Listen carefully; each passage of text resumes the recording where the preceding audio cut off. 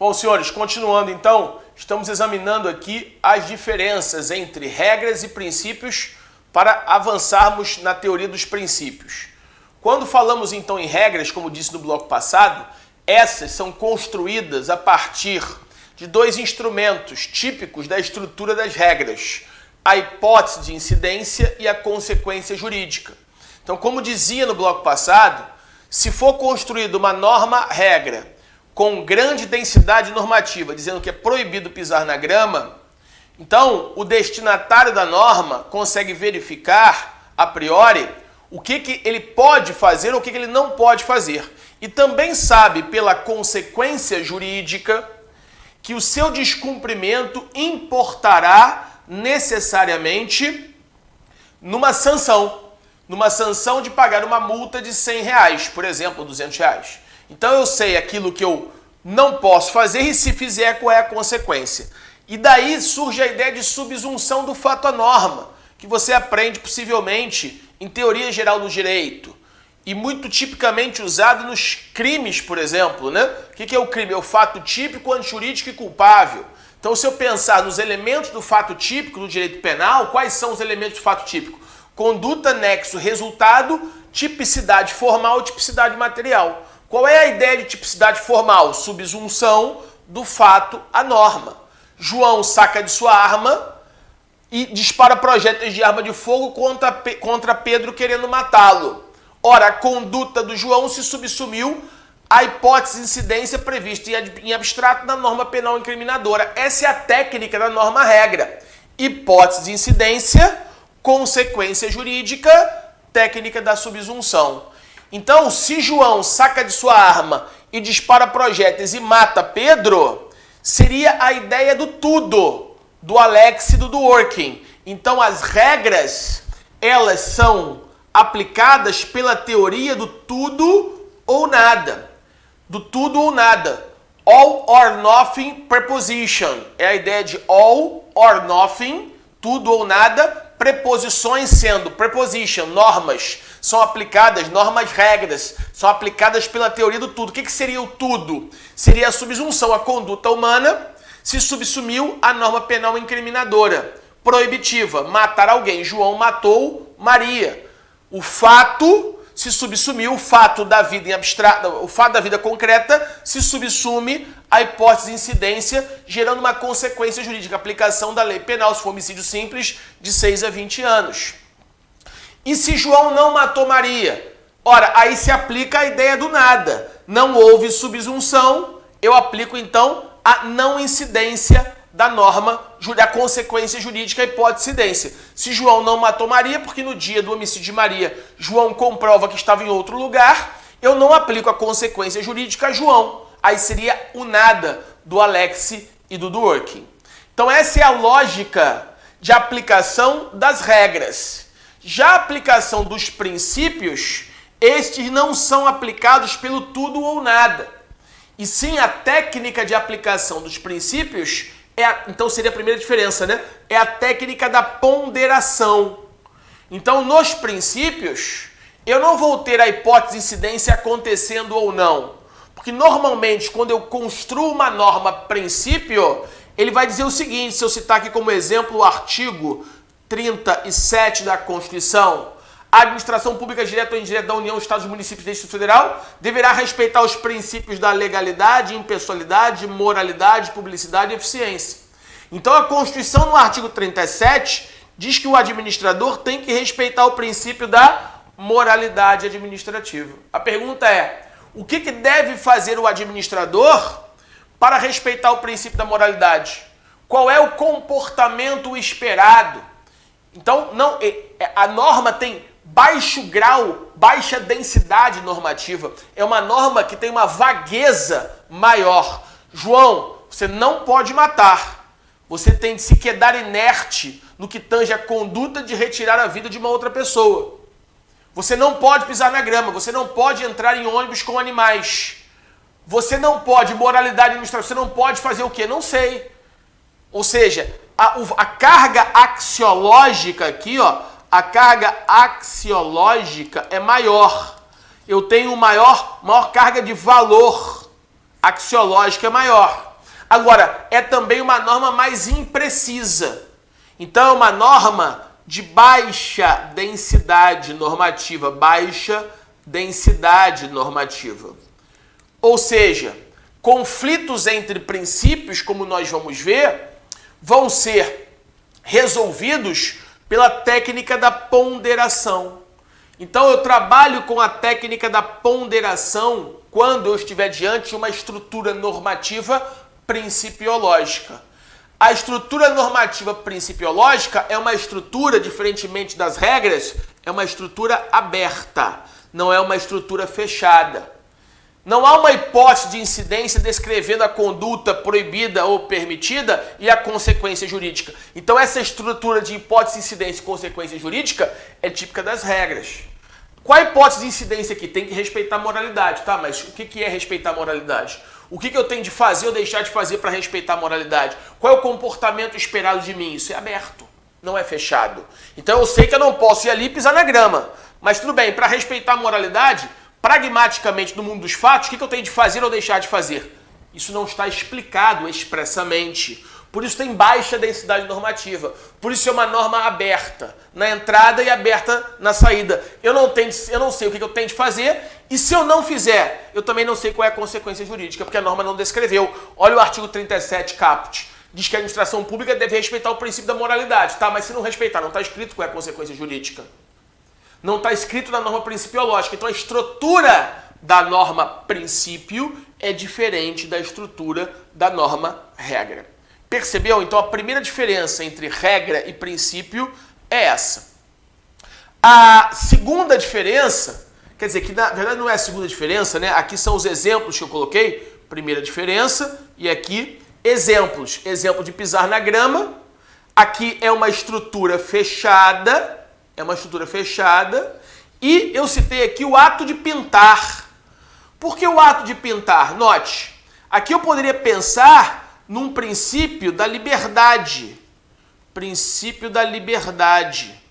O princípio da liberdade, quando eu penso em liberdade como valor, penso na liberdade axiologicamente falando, principiologicamente falando, pode ser liberdade de ir e vir, liberdade de manifestar o pensamento filosófico, religioso, ideológica, liberdade de exercer profissão, liberdade de se comunicar, liberdade de manifestar pensamento. Liberdade, liberdade, liberdade. Então, a liberdade é um valor. A liberdade é um valor que vai ser comatado pela ordem jurídica. Então, eu pergunto, o ato de pintar está protegido pelo princípio da liberdade? Você diria que sim. Só que a pergunta é, e pintar às 5 horas da tarde, no cruzamento de maior movimento no centro da cidade de uma grande capital do Brasil, como, por exemplo, São Paulo ou Rio?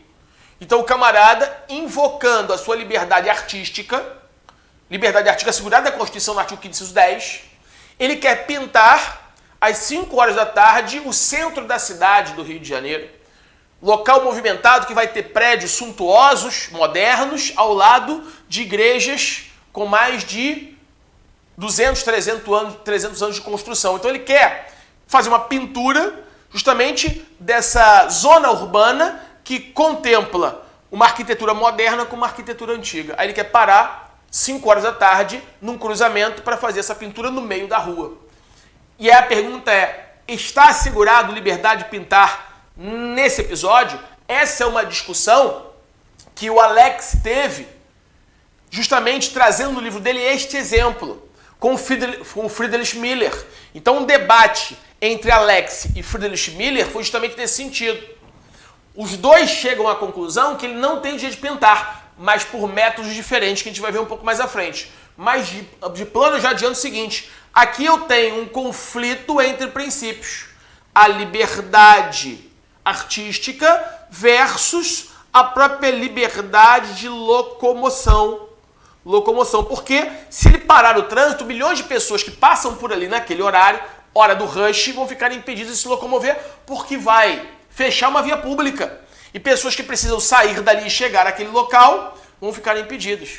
Então eu preciso fazer e aplicar um eventual conflito entre esses dois princípios, liberdade de locomoção e liberdade artística, que é usar para isso a chamada técnica da ponderação. Então a técnica da ponderação marcada pela proporcionalidade como instrumento da ponderação, é que vai resolver, no caso concreto, esse conflito, se vai ser possível ou não. E aí eu já passo para a terceira diferença. A terceira diferença vai dizer o seguinte: eventuais conflitos entre normas-regra. Norma-regra se aplica pela teoria do all or nothing preposition.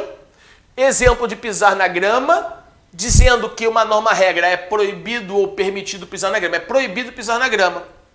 Agora, imagine que posteriormente, um ano depois, a Câmara dos Vereadores construiu essa norma. É proibido pisar na grama dos parques municipais do município do Rio de Janeiro. Um ano depois, veio uma norma do mesmo município, da mesma Câmara dos Vereadores, dizendo assim: é permitido pisar na grama no horário de 8 às 10 da manhã. Muito bem. O que fez agora? Eu tenho uma segunda norma-regra conflituosa com a primeira norma-regra, porque a primeira diz é vedado pisar na grama, a segunda diz é permitido pisar na grama de 8 às 10 da manhã. E aí a pergunta é: como é que eu resolvo este conflito? Porque a norma B diz algo em contrário com a norma A. E aí, senhores, quando for questionado, quando te questionarem como é que eu vou superar conflitos entre normas-regras, você vai dizer que a superação de conflitos por normas-regras se dá por técnicas, por critérios, por instrumentos. E a técnica ou critério chamado de cronológico, da especialidade e hierárquico. Então, se for um conflito entre normas hierarquicamente apresentadas, ou seja, uma norma é hierarquicamente superior à outra, é óbvio que esse conflito, quem ganha essa disputa? Aquela de maior grau de hierarquia. Se há um conflito entre uma norma infraconstitucional e a Constituição, obviamente vai ganhar aquele conflito a norma constitucional, e a norma infraconstitucional vai ser declarada inconstitucional. Então são duas normas-regras entre norma infraconstitucional e norma constitucional, ganha o conflito por óbvio a norma constitucional pelo critério hierárquico. Só que às vezes o critério hierárquico não resolve. E aí vem o critério da especialidade. Então, se uma norma é mais especial em face da outra, prevalece a norma especial. A norma especial derroga a norma geral. Então, eu vou aplicar a norma especial, ela ganha a disputa, ela ganha aquele conflito pelo critério da especialidade. Só que às vezes o critério hierárquico não resolve, o critério da especialidade não resolve. E aí a resolução vai se dar pelo critério cronológico. A norma posterior revoga a norma anterior. Então, nesse exemplo que eu disse, de 8 às 10, a norma posterior B da Câmara dos Vereadores, ela derrogou a norma que proíbe pisar na grama em qualquer horário. Então, é permitido pisar na grama de 8 às 10, depois das 10 não é mais permitido pisar na grama. Então, pelo critério aqui cronológico, norma posterior derroga a anterior. No que tange àquele horário, aplica a norma B, que rege aquela matéria naquele espaço temporal, naquele ato temporal. Aqui o critério seria, então, o critério número 3, o critério cronológico. Falei isso tudo para dizer a você que eventuais conflitos entre normas-regra são solucionados pelas técnicas da hierarquia, pela técnica da especialidade, pela técnica da cronologia, pelos critérios da hierarquia, critério da especialidade, critério cronológico. Já conflitos entre princípios não se resolvem por esses critérios. Esses critérios, ora ditos, não são suficientes para resolver conflitos entre princípios. E conflitos entre princípios são resolvidos justamente pela ponderação. Aí vai se dizer que o conflito entre princípios vai ser resolvido numa dimensão de peso. Já o conflito entre regras vai ser resolvido na dimensão de validade. Então, o que resolve, esses critérios resolvem o conflito entre regras na dimensão, isso aqui é importante, na dimensão de validade. O que significa dizer que esses critérios resolvem conflitos entre regras na dimensão de validade? Significa dizer que a aplicação de uma exclui do mundo jurídico a aplicação da outra regra. Então, se eu aplico a regra que é permitido pisar na grama de 8 às 10, eu tenho que excluir no plano da validade a norma-regra que dizia que não pode pisar na grama de 8 às 10. Então, o afastamento do ordenamento jurídico ocorre no plano da validade. Lembre que eu tenho três planos possíveis de serem analisados: plano da existência, plano da validade, plano da eficácia. Quando eu digo que tem uma nova lei que permite pisar na grama de 8 às 10, a lei anterior, que vedava pisar na grama de 8 às 10, ela passou a ser ilegal, porque ela conflita com a lei de mesma hierarquia, que não trata de forma especial a matéria, está tratando o mesmo assunto que ela, entretanto é posterior a ela, e norma posterior revoga a anterior. Então, se ela foi revogada, ela, no plano da validade, deixa de existir no mundo jurídico. Então, a doutrina vai dizer que é no plano da validade, porque a norma posterior revogou. Me parece, aí vai uma crítica, mas é uma crítica que é minha, e isso está nos livros de constitucional, está no livro Daniel Sarmento, por exemplo, com o professor Cláudio, né? Que vai dizer o seguinte: é o plano da validade, mas ao meu juízo aqui não seria validade. Aqui seria plano da própria existência da norma. Existência porque a norma deixa de existir na medida que foi revogada pela lei posterior.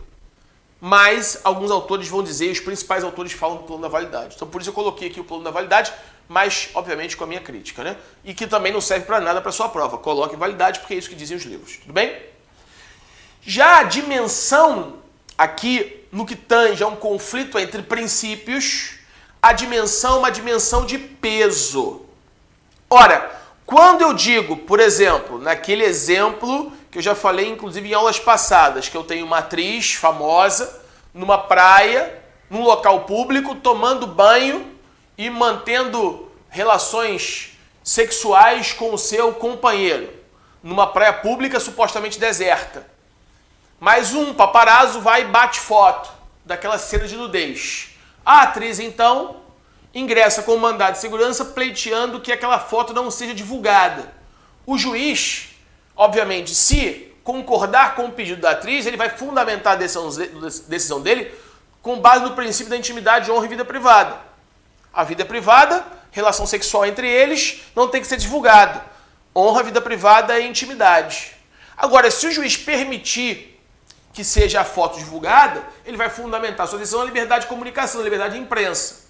O fato é, quando no caso concreto se permitir a divulgação da foto, ele homenagear e prestigiar o princípio da liberdade de comunicação, não significa dizer que honra, intimidade e vida privada não existam mais no ordenamento jurídico. Vão continuar a existir. A norma, princípio que assegura intimidade, honra e vida privada não vai ser afastada. Note que no primeiro caso, na norma-regra, por isso que é o plano da validade ou existência, na norma-regra, quando uma norma posterior revoga a anterior, aplicando pela teoria do tudo ou nada a superação pelo critério hierárquico, pelo critério cronológico ou pelo critério da especialidade, a norma que está em conflito, que perde aquela disputa, ela deixa de existir no ordenamento jurídico. Então não existe mais uma norma que vede pisar na grama de 8 às 10. Agora é permitido pisar na grama de 8 às 10. Então aquela norma que dizia que era vedado pisar na grama de 8 às 10, ela não existe mais no ordenamento jurídico. Ela não é mais uma norma válida, porque ela é conflituosa com uma outra norma que diz em sentido contrário. Ou seja, não há espaço para a coexistência das duas ao mesmo tempo, sob pena de uma esquizofrenia jurídica, sob pena de ausência de coerência do sistema. Ora, sob pena de violação da segurança jurídica. Olha, eu piso na grama ou não piso na grama? Eu piso na grama ou não piso na grama? Isso é algo esquizofrênico. Então, no conflito entre regras, pela aplicação dos instrumentos para superar esses conflitos, ora, eu vou atacar aquela norma que perde a disputa no plano da existência ou da validade. Já no que tange aos princípios, a dimensão aqui não é de validade, a dimensão é de peso. Porque tanto o princípio que protege a intimidade, honra e vida privada, como também o princípio que protege a liberdade de imprensa, ambos vão continuar no sistema. Ambos vão continuar no ordenamento jurídico. Só que naquele caso concreto entendeu-se que o princípio que assegura a liberdade de comunicação vai ser exercido de forma plena. O que vai ter mais peso no caso concreto? Mais peso em termos axiológicos e valorativos, naquele caso concreto, terá a liberdade de comunicação ou terá a intimidade de honra e vida privada? Se terá mais peso naquele caso concreto, intimidade de honra e vida privada, vai ceder o princípio da liberdade de comunicação, porque em termos de peso valorativo axiológico vai preponderar intimidade, honra e vida privada. E aí haverá uma cedência recíproca, eu já falei isso em blocos passados, para salvaguardar o princípio da harmonia do texto constitucional. Mas o importante notar aqui é que nenhum dos dois vai ser expurgado do ordenamento jurídico, como aconteceu no primeiro caso. Ambos vão continuar no ordenamento jurídico, mas uma análise de peso, e aí o Alex e o Dworkin fazem um trabalho aqui para atribuir peso. Então, André, como é que objetivamente eu poderia atribuir peso a cada um desses princípios? Isso é algo que talvez seja o grande detalhe da teoria dos princípios. E nós vamos ver que existem fórmulas, inclusive matemáticas, muito complexas, que é a weight formula, o fórmula de peso, que Alex desenvolveu nos seus trabalhos de anos em universidades lá na Alemanha, criando a chamada weight formula, ou a fórmula de peso, que vai atribuir parâmetros matemáticos a isso. Até hoje não cai em concurso essas contas matemáticas, mas só para você saber o grau de sofisticação desse detalhamento da weight formula ou fórmula de peso do Alex. Tudo bem? Tranquilo? E para finalizar, a quarta diferença, essa ideia de regra ou de lei é uma teoria positivista, em que os princípios não tinham força normativa. Falei isso no início do bloco passado. Se eu pensar, por exemplo, na teoria dos princípios, ela é ou tem uma pegada pós-positivista. Então a ideia do princípio, não como norma jurídica, mas como princípio, como instrumento para colmatar o direito, para entrar naquele espaço em que não houvesse norma. Porque o princípio era isso, já falei isso no bloco passado. O princípio entraria onde não houvesse norma.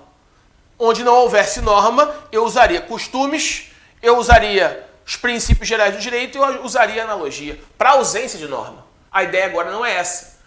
Porque o princípio não é usado na ausência de norma. O princípio é uma espécie de norma. Norma-regra e norma-princípio. Então nós vamos começar, depois aqui de vista essa distinção, né, entre norma-regra de um lado e norma-princípio do outro, vamos começar agora a entrar no conteúdo da teoria dos princípios.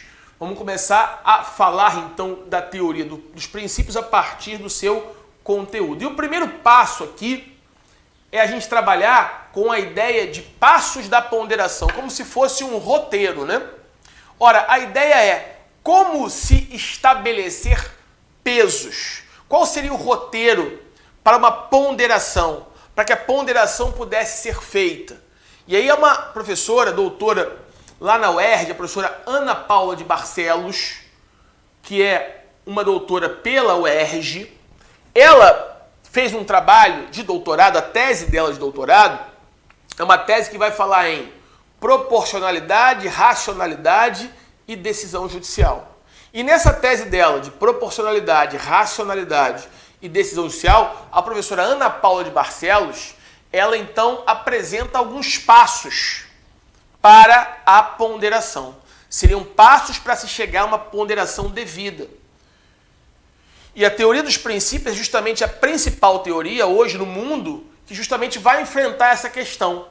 Ora, o princípio não é um instrumento apenas para suplementar uma norma de menor importância, pelo contrário, é uma espécie de norma justamente criada no sistema para acomodar muitas vezes conflitos e atividades conflituosas dentro de uma proteção universal daquela sociedade politicamente organizada.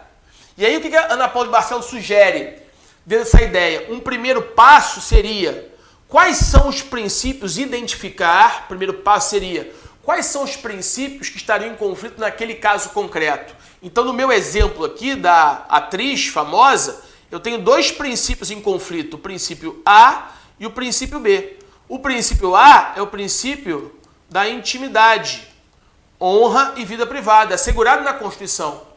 Se você abrir aí o artigo 5º da Constituição, você vai ver que assegura esse direito à intimidade, honra e vida privada. Mas também a própria Constituição assegura também a liberdade no seu mais amplo sentido. Então aqui eu tenho um conflito entre intimidade e liberdade. Então o primeiro passo da ponderação, seguindo a professora Ana Paula de Barcelos, doutora pela UERJ, que tem um trabalho bastante consagrado naquela universidade e citado por muitos autores, seria identificar quais são os princípios em conflito. Depois, letra B, dever-se-ia identificar as peculiaridades do caso concreto. Então, já sei que são intimidade e liberdade. Mas aí vem a pergunta, será que sempre que houver um conflito entre intimidade e liberdade vai ganhar a intimidade ou vai ganhar a liberdade? Eu não posso pré-estabelecer isso. Porque num determinado caso pode ganhar esse conflito, naquele caso concreto, a intimidade. No outro caso concreto, pode ganhar aquele conflito, naquele caso concreto, a liberdade. E eu citei um exemplo que, vou voltar a ele aqui, porque eu acho que nesse momento ele se encaixa, né? Que é um exemplo que o professor Luiz Roberto Barroso sempre cita, e cita também no livro dele, que é o seguinte: imagine um ministro de Estado responsável por uma pasta importante do governo federal, pasta, por exemplo, de infraestrutura, que faz grandes obras no país, é flagrado saindo de um motel com uma mulher, ou uma ministra com um homem, tanto faz, de cabelos molhados, e um paparazzo consegue uma foto, ambos de cabelos molhados, com a placa em cima do motel. Aquelas fotos inapeláveis, que não teria como negar aquela atitude. E a pergunta seria, aquele paparazzo poderia ou não divulgar aquela foto? E as peculiaridades do caso concreto, como disse em blocos passados, aqui voltam a ser importantes, né? Porque se é um ministro com uma mulher que não tem nenhuma relevância pública e o que prepondera naquela situação é a vida privada dele, supostamente estaria traindo a esposa dele ou não, se é casado ou não, mas possivelmente até um homem solteiro, né? Não há muito do que se falar em divulgar aquela foto, porque o âmbito de proteção da norma jurídica vai proteger, neste caso concreto, mais a intimidade, honra e vida privada dele.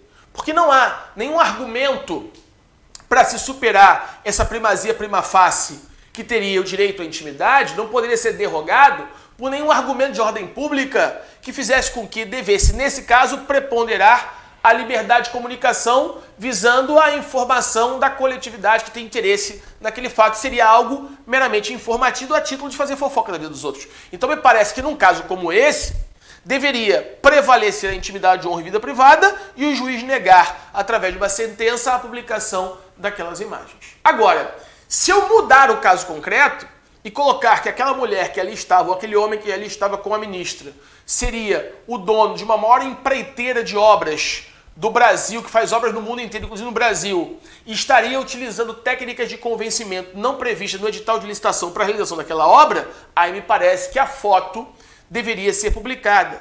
Deveria ser publicada aqui prevalecendo a liberdade de empresa de comunicação, o interesse público em se saber que determinados métodos de convencimento não previstos no edital do certame estariam sendo utilizados para vencer aquela licitação.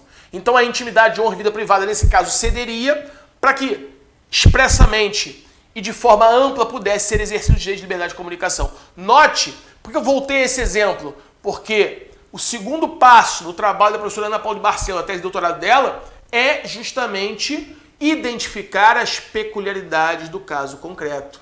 Esse é o segundo critério, estabelecer quais são as peculiaridades daquele caso concreto. Tudo bem? Ah, André, você cita trabalho de doutorado, sim. Importante, né? Um estudo mais aprofundado. Eu já falei isso, manuais muitas vezes não aprofundam tanto. Então, determinados pontos eu vou trazer tese de doutorado, mestrado e doutorado. Concurso delegado do Rio, concurso de 2009, pedia para o candidato, numa segunda fase em direito civil, falar sobre a trespasse na lei de falência e a trespasse no Código Civil de 2002. Se você procurasse nos livros de direito civil, você não encontrava a resposta. Se você procurasse nos livros de direito empresarial, você não encontrava a resposta. A resposta estava numa tese de doutorado de um professor da UERJ. Então, óbvio que eu não vou... Aqui não é uma preparação para mestrado e doutorado, mas em alguns pontos que eu preciso e entendo que tem que aprofundar, eu vou sim trazer citações de trabalho de mestrado e doutorado, porque os concursos delegados estão cada vez mais verticais nesse sentido. Então esse é o segundo passo da ponderação, citada pela Ana Paula de Barcelos. O terceiro passo eu vou falar e vou começar a falar dele então, que quais são os critérios para atribuir peso, eu vou falar então a partir do próximo bloco. Tudo bem? Aguardo vocês lá. Um abraço, fiquem com Deus.